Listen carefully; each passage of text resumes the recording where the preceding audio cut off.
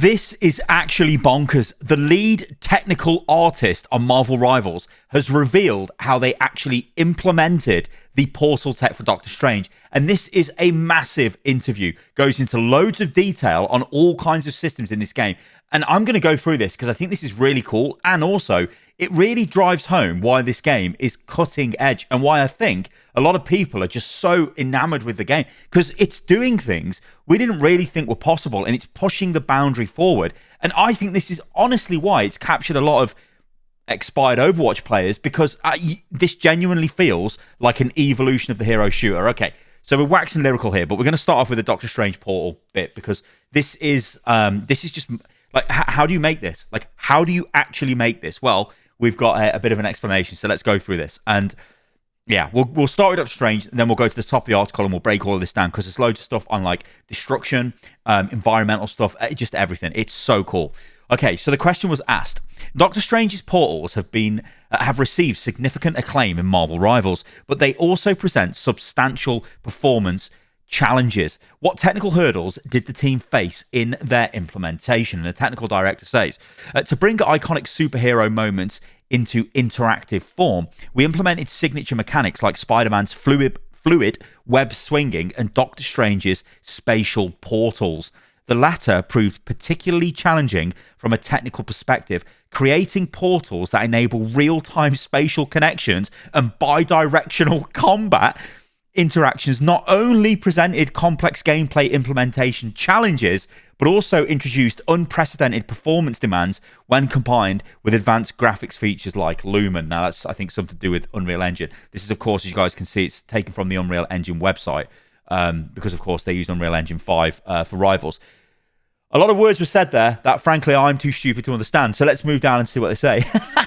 So we get that explanation, well, that nice little image. GIF or whatever that is. Anyway, our initial portal implementation utilized Unreal Engine's scene capture system. While this built-in component facilitated rapid prototyping, it encountered significant performance limitations in complex combat scenarios. Scene capture operations require serial CPU processing with the main view, resulting in substantial CPU wait states and redundant operations where multiple pools are active simultaneously, impacting both rendering and render hardware interface, the RHI thread efficiency.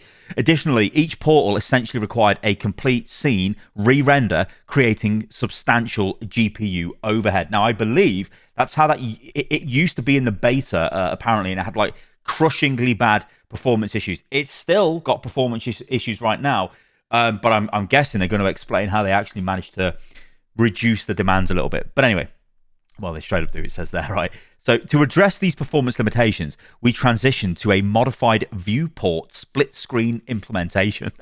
This approach integrates portal rendering directly into the main view pipeline.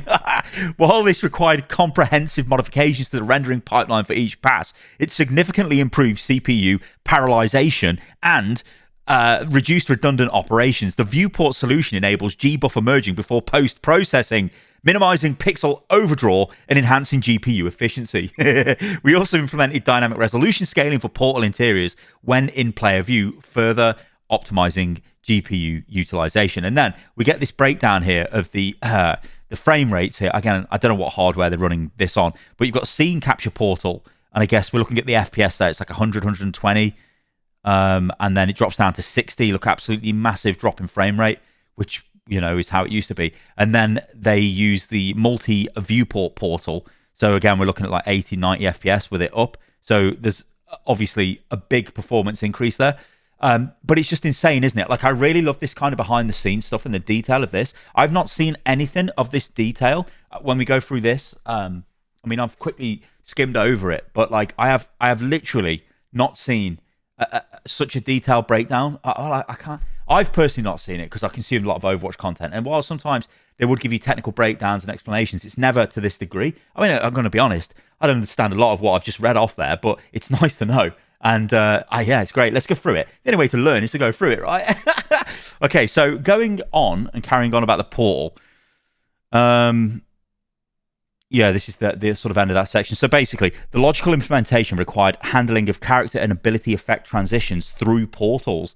When objects traverse portals, the system generates appropriate model and effect duplicates while managing proper occlusion for portal intersections. That's insane. So it's like actually basically doubles your model in a way. That's really cool, that is. While balancing portal functionality with performance requirements presented significant challenges, the end result successfully captures the essence of Doctor Strange's iconic abilities while adding meaningful tactical depth to gameplay, ultimately justifying the technical investment.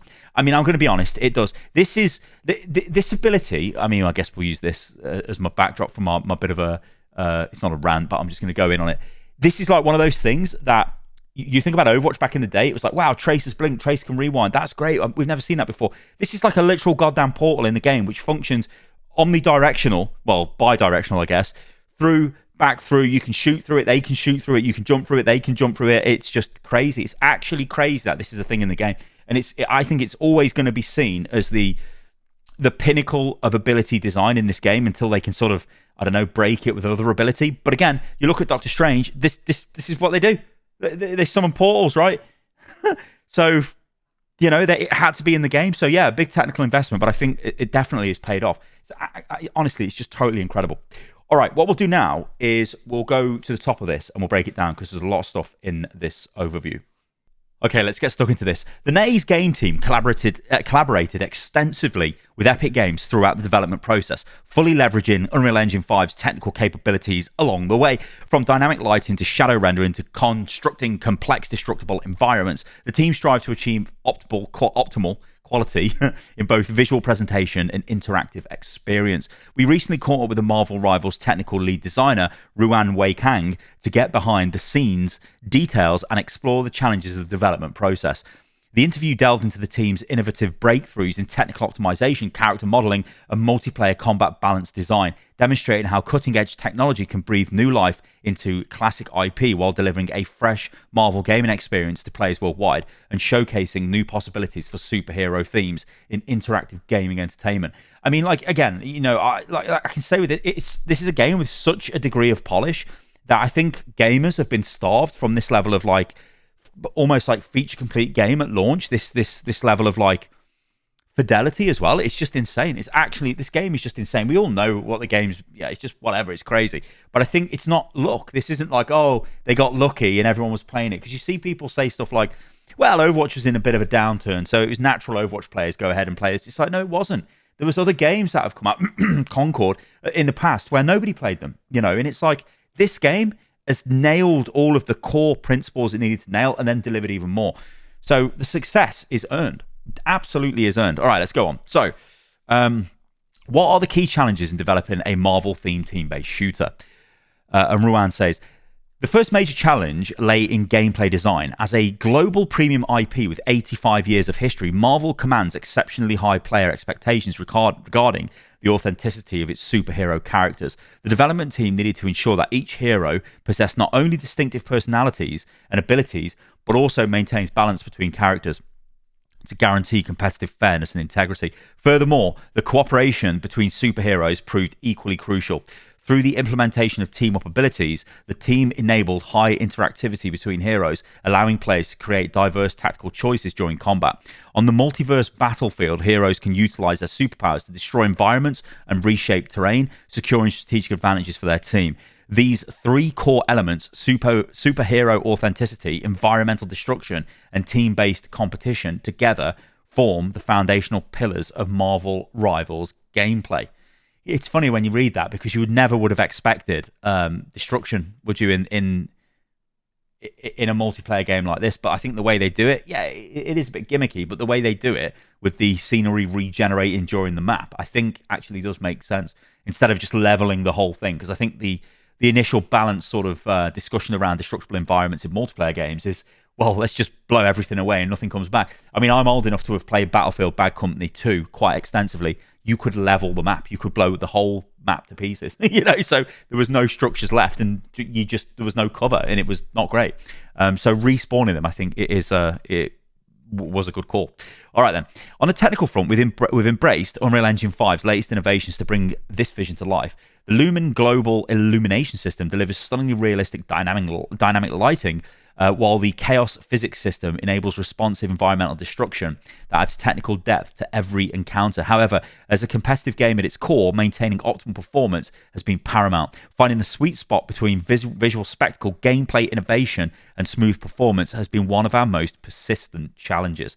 Consider Doctor Strange portals. They demand complex visual effects and dynamic interactions while maintaining fluid performance in multiplayer combat. Similarly, our environmental destruction system must deliver convincing physics simulation without compromising frame rates. These features have pushed our technical team to continuously innovate, finding new ways to optimize engine performance, resource management, and overall player experience. And, it's got to be said, this is going to be an ongoing battle. Performance issues are going to be an issue for a long time in this game. There's still performance issues now, but what I will say is actually the Season 1 patch, I don't know what they did, but they made the game a lot more smoother. I know, I'm a dickhead sitting here with a 49 and whatever, but from what I understand, the game actually does run quite a bit smoother now. This will just be an ongoing thing. So hopefully they can make it buttery smooth in future for every hardware combination. Okay, what prompted the transition from Unreal Engine 4 to Unreal Engine 5 in development? The project initially began development with Unreal Engine 4 in 2019. So it's crazy, isn't it, really, to think 2019 is when it first began. And can I say this is a fast turnaround? Is 6 years a fast turnaround? Well, 5 years? Probably, I don't know. However, we encountered a slight technical hurdle. Our core environmental destruction system consistently fell short of expectations in terms of production efficiency, physics simulation, and performance metrics. Traditional global illumination baking techniques proved inadequate to our predominantly destructible dynamic environments, further exacerbating technical limitations. Okay. Unreal Engine 5's dual cornerstones, Lumen Dynamic global illumination and the chaos destruction system, proved an elegant solution to these challenges. Isn't Lumen the company in Severance? Am I losing my mind? I think I need to be severed. The synergy significantly enhanced dynamic scene performance while optimizing destruction effects implementation. In early 2023, following a comprehensive feasibility study, we initiated the engine upgrade process. The transition from initial engine migration to establishing a stable production pipeline was accomplished in approximately 3 months. Post-upgrade, our team completely revamped the scene creation and destructible pipelines, leveraging Lumen and Chaos, substantially improving both production, efficiency, and visual quality. Now, remember, this article, it's on the Unreal Engine website. It's here to promote Unreal Engine to future developers. And they're basically saying here, look, it's easy to transition between, or it's easier to transition between different versions of the engine, I'm guessing, than it would be to totally, completely use a different engine. I think that's probably what they're going for there. While upgrading the engine and reconstructing core technical systems mid-development represented a significant risk, the results vindicated this decision.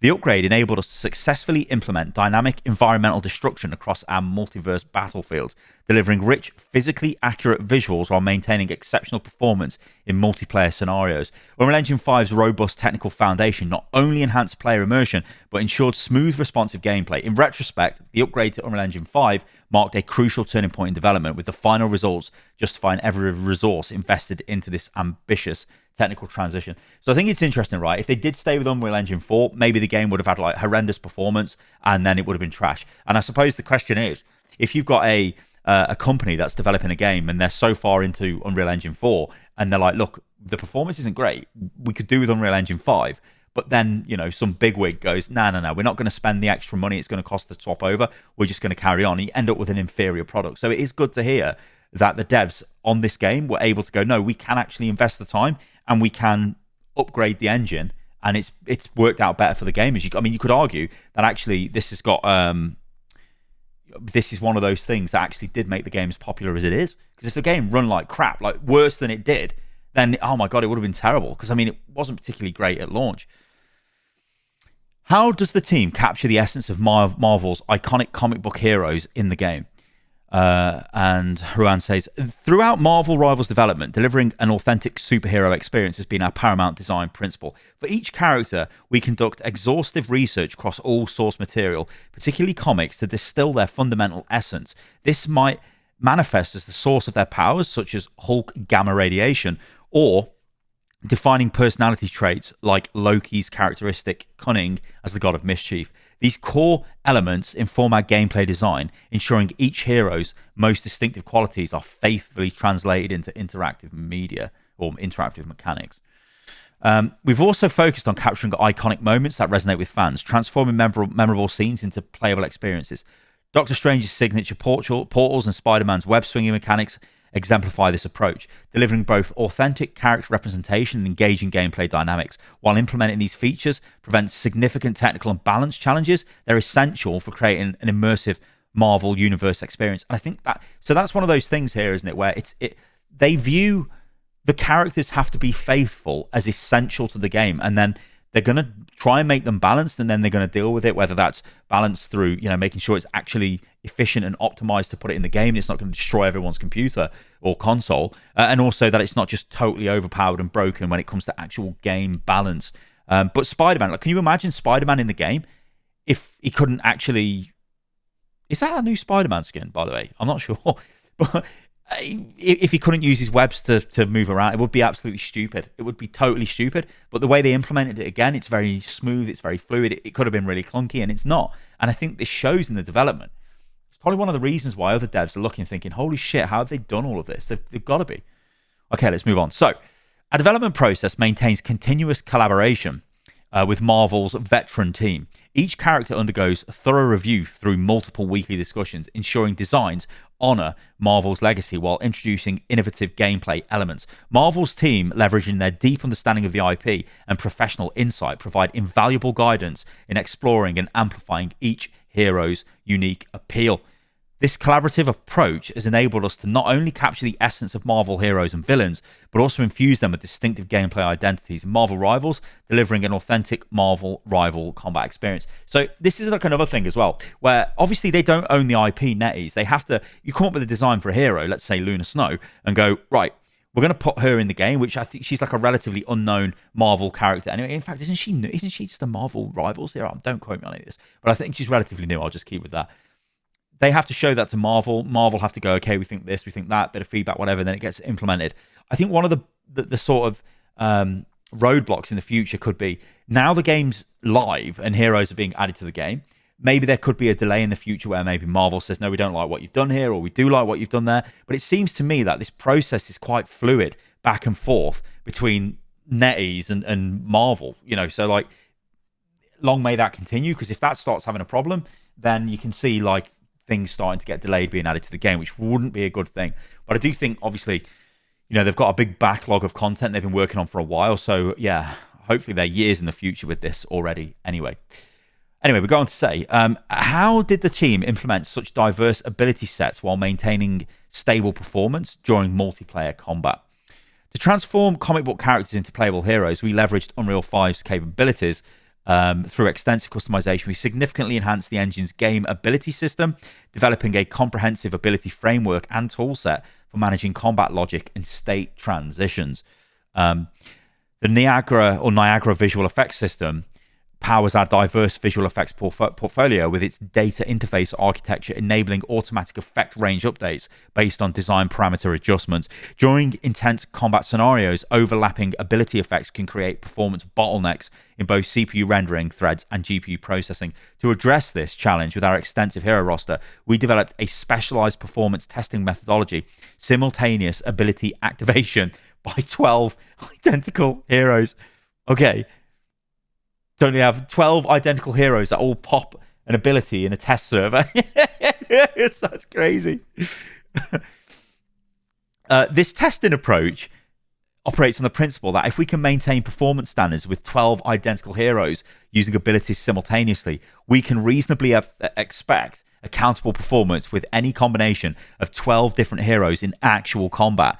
This methodology reveals clear performance patterns. Logic processing issues manifest as performance spikes, affecting 1% low FPS, while rendering bottlenecks create sustained plateaus, impacting average FPS. These test cases enable rapid performance optimization across our extensive Niagara effect library.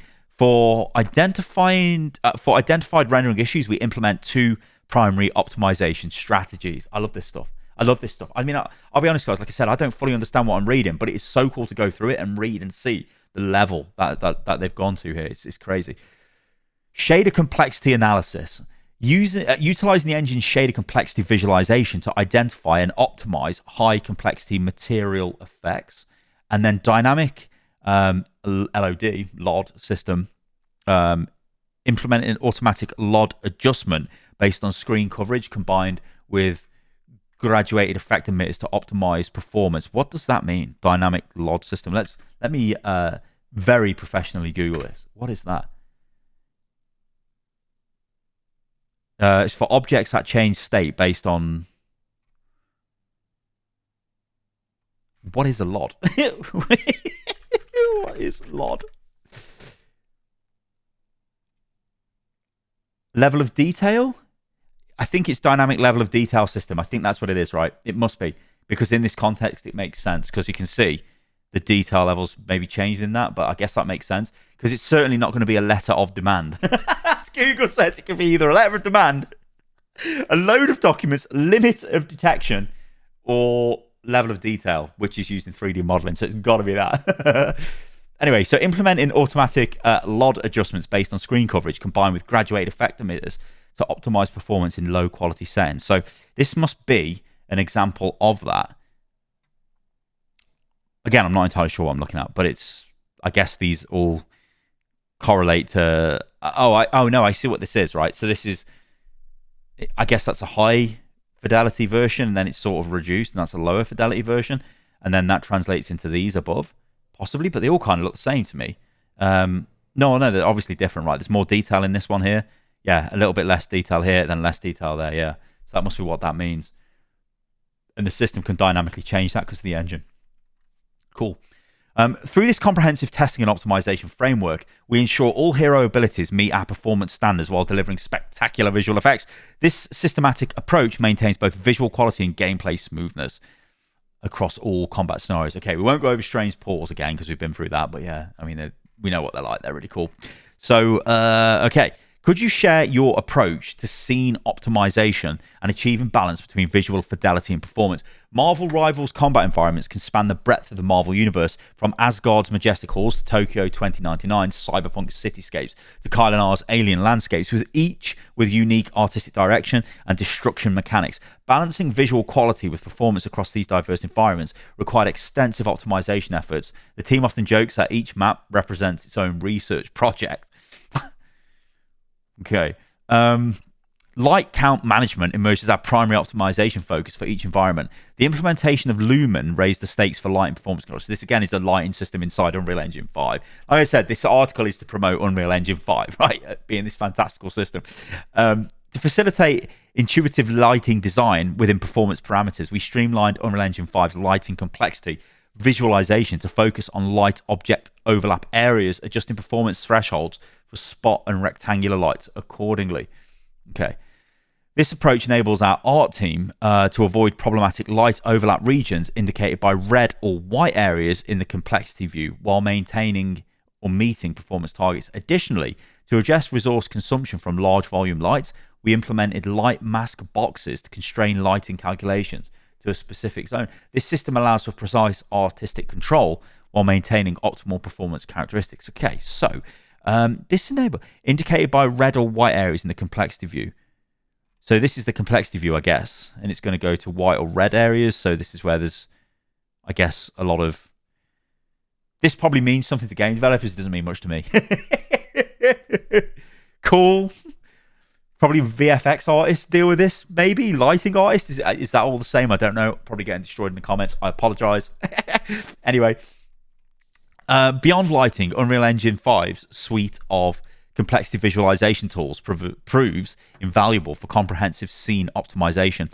These tools enable our design, programming, and art teams to establish clear, measurable standards, balancing visual quality and performance requirements. Okay. How does the team leverage Lumen global illumination and chaos physics to create large-scale, destructible environments? Okay.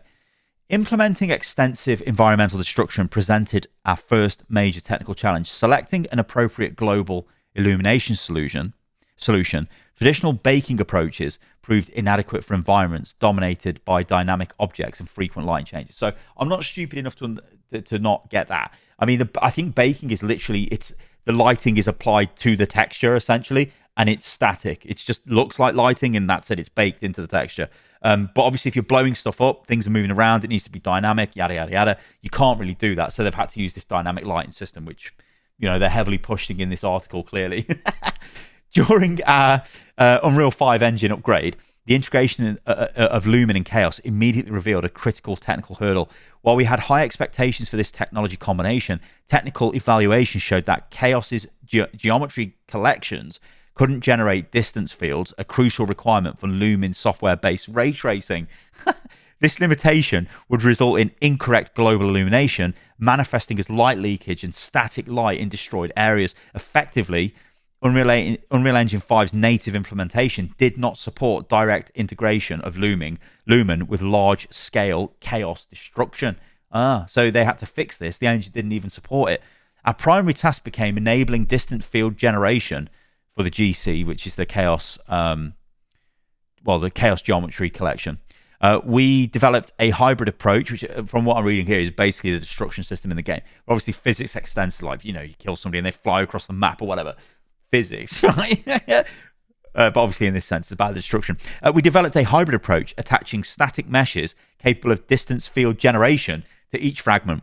During fragmentation processes, we convert building collision geometry to SM components and process them simultaneously, maintaining consistent material properties. By managing the visibility between SM and GC fragments appropriately, we achieved proper distant field generation. The solution enabled successful integration of Lumen and Chaos systems, establishing the foundation for our dynamic environment pipeline. A lot of cool words there. But I mean, I have spoken to technical directors and technical artists and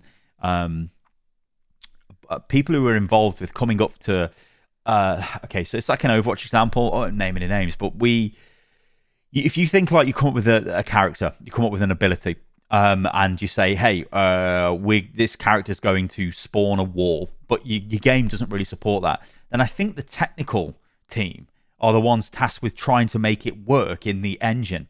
Now, that's either through modifying the engine, using a system that's in the engine already, which can be fine-tuned to do whatever the game designers want. I think that's what a lot of the technical guys do on games. I think, again, what we just read through there is an explanation of the destruction with the lighting and how it all sort of goes together, but didn't work to begin with, and they had to make it work, which, again, is really cool.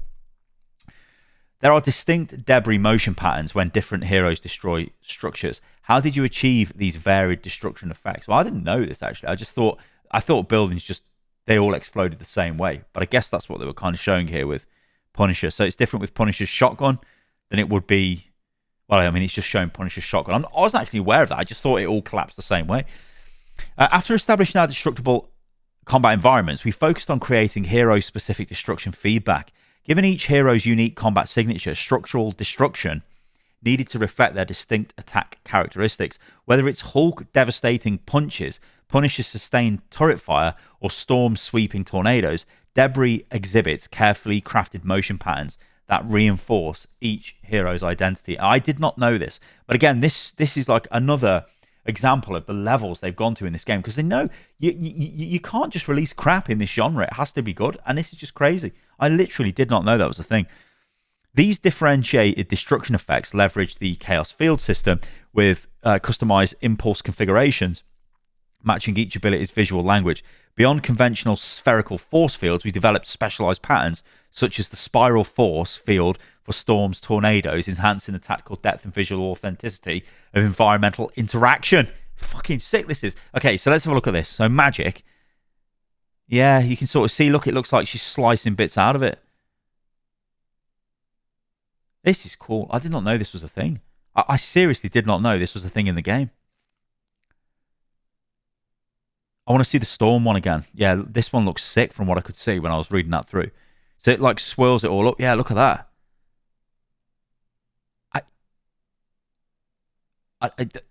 The massive orb. I did not realize you could move the massive orb. And I also didn't realize Storm's ultimate destroyed the environment. This is sick. I mean, Punisher's boring, but this is sick. Look at that. That's so good. That is so good. I did not know that was a thing. That's actually insane. Large-scale destruction typically imposes significant performance costs, and yet Marvel Rivals maintains smooth performance despite extensive environmental damage. I'm going to say it's not that extensive environmental damage, is it? It's not like Battlefield back when it was in the glory years and you could destroy the whole map. Or if you want to go further back, what about Red Faction? Any Red Faction enjoyers in the chat? No, that is showing our age. Holy hell. Implementing large-scale environmental destruction while maintaining competitive performance standards presented our greatest technical challenge. Fragment count emerged as a critical performance indicator. So that must just be how much stuff you generate when you smash a wall in. To meet both gameplay and visual requirements, we implemented a two-tiered fragmentation system for static structures. The first tier fragmentation determines the initial break patterns and surface areas when triggered by hero abilities.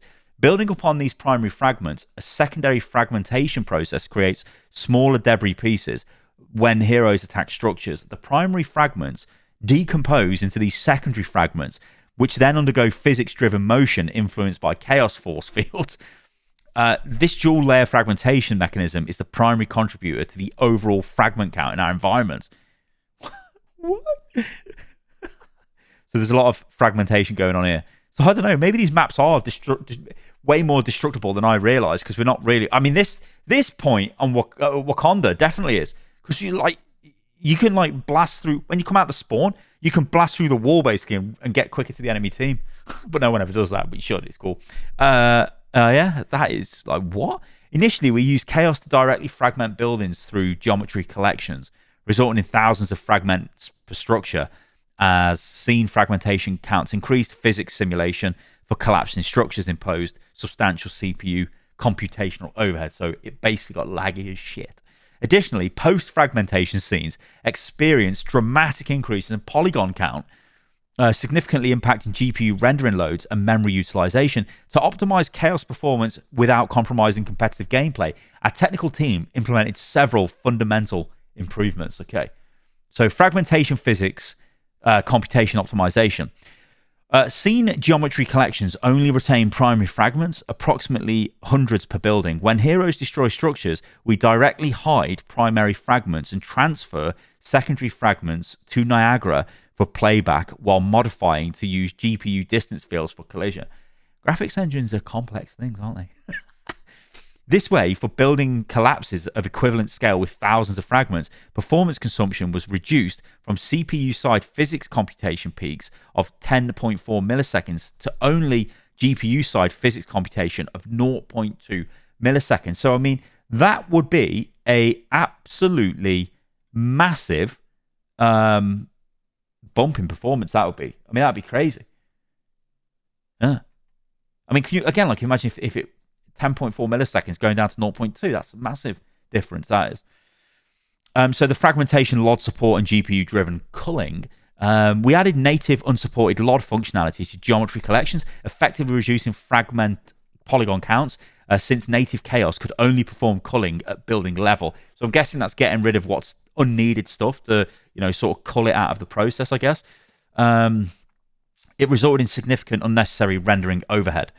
By implementing GPU-driven fragment-level culling, we significantly improved rendering performance, with this optimization being particularly noticeable on lower specification devices. So yeah, I guess that's what that probably means.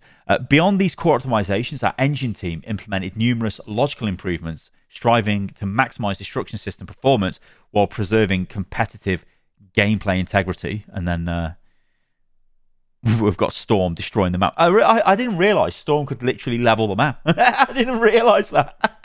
Because why would you do it? Because you just go into the enemy back line here, I suppose. But I mean, I don't know. But now it's the thing. This is going to become meta. Storm deleting the map, the Storm map deletion meta, and then again they just sort of go through, where you can play the game or whatever.